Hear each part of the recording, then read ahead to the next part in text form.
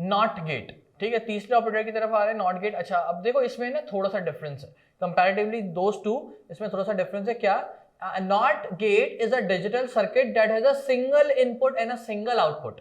वहां पे क्या था? टू और मोर इनपुट। वहां पे क्या था? टू और मोर इनपुट। वहां पे एंड और जो क्योंकि प्लस और मल्टीप्लिकेशन है तो उसको चलने के लिए कम से कम दो वैल्यूज का चाहिए, रिक्वायरमेंट है वहां पे, या फिर दो से ज्यादा।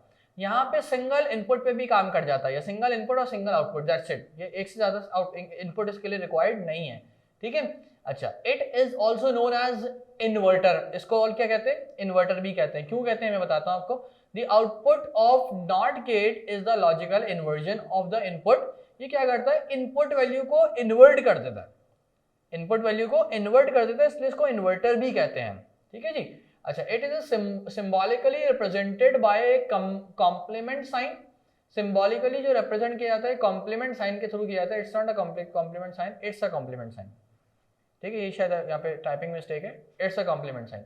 अच्छा, ये यूजुअली आपने देखा होगा कहाँ पे, ये कॉम्प्लीमेंट साइन नहीं, it's not a typing mistake, it's a complement sign that you use where in the mathematics De Morgan's law.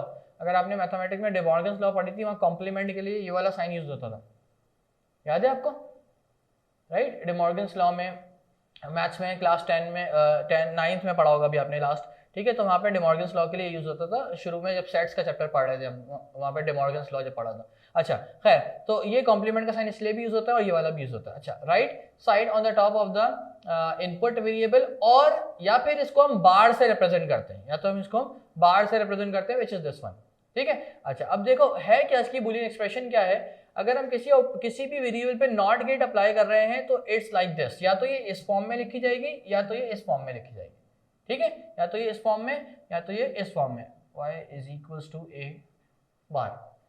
यहां तक बात क्लियर हो गई, ठीक है। ये करता क्या है? ये सिर्फ वैल्यू को इन्वर्ट करेगा। इन्वर्ट का मतलब क्या है? अपोजिट कर देगा, दैट्स इट, नथिंग एल्स, ठीक हो गया। अच्छा, अब हम इसका आउटपुट देखते हैं, how we can get the output of this type of operator. तो बेसिकली ये इसका रिप्रेजेंटेशन सिंबल है।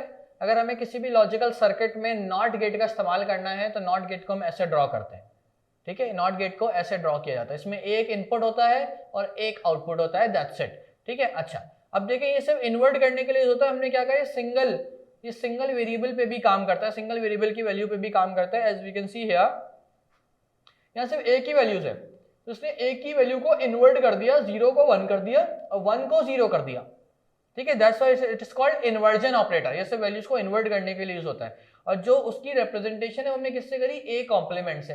Complement should be represented by bar, ठीक है। कॉम्प्लीमेंट को उस वेरिएबल के ऊपर बार लगा देंगे तो वो कॉम्प्लीमेंट रिप्रेजेंट होगा, ठीक है। Very good. अच्छा, अब आपने एक काम करना है। क्या काम करना है? आपने यहाँ पे दो वेरिएबल्स लेने, ठीक है, ए और बी, ठीक है। अब दो वेरिएबल्स की वैल्यूज को लिखना है और यहाँ पे उनके इनवर्ट अप्लाई करके दिखाने, like this way, A complement और बी कॉम्प्लीमेंट, ठीक है।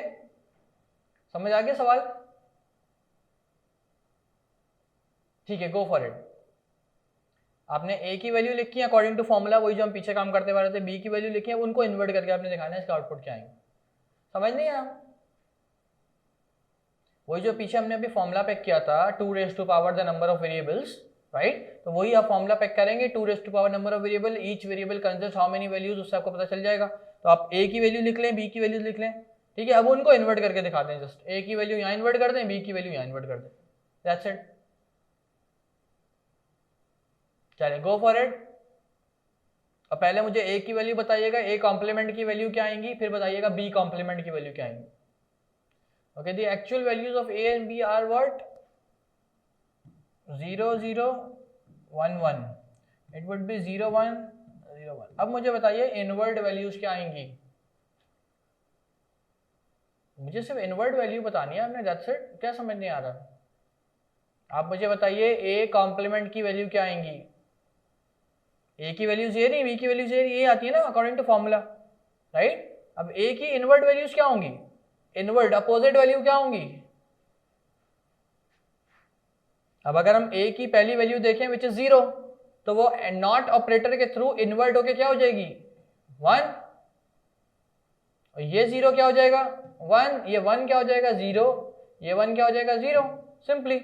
राइट। इसी तरह अगर b कॉम्प्लीमेंट की वैल्यू देखें तो b की वैल्यूज इन्वर्ट हो जाएंगी, ये 0 क्या बन जाएगा विच इज 1, ये 1 क्या बन जाएगा विच इज 0, ये 0 1 और ये 1 0। Now are you clear about it? अब समझ आ गया क्या पूछ रहा था मैं? Okay that's very good. अच्छा अब आपने क्या करना है, अब समझ आ गया है तो अब ए बी सी 3 वेरिएबल के लिए गो फॉर इट। अब 3 कॉलम बनाए ए बी सी, उन तीनों की पहले वैल्यूज लिख ले अकॉर्डिंग टू फॉर्मूला जो भी वैल्यूज बनती है, फिर उन तीनों को इन्वर्ट करके दिखाएं, ए बी सी तीनों की वैल्यू का इन्वर्ट निकाल के दिखाएं, नॉट ऑपरेटर अप्लाई करके दिखाएं। Go for it. Okay, the values for the C is 1 0 1 0 1 0 1 0. ठीक है, that's very good. Is that clear to you, Mahba? Is there any question regarding this one?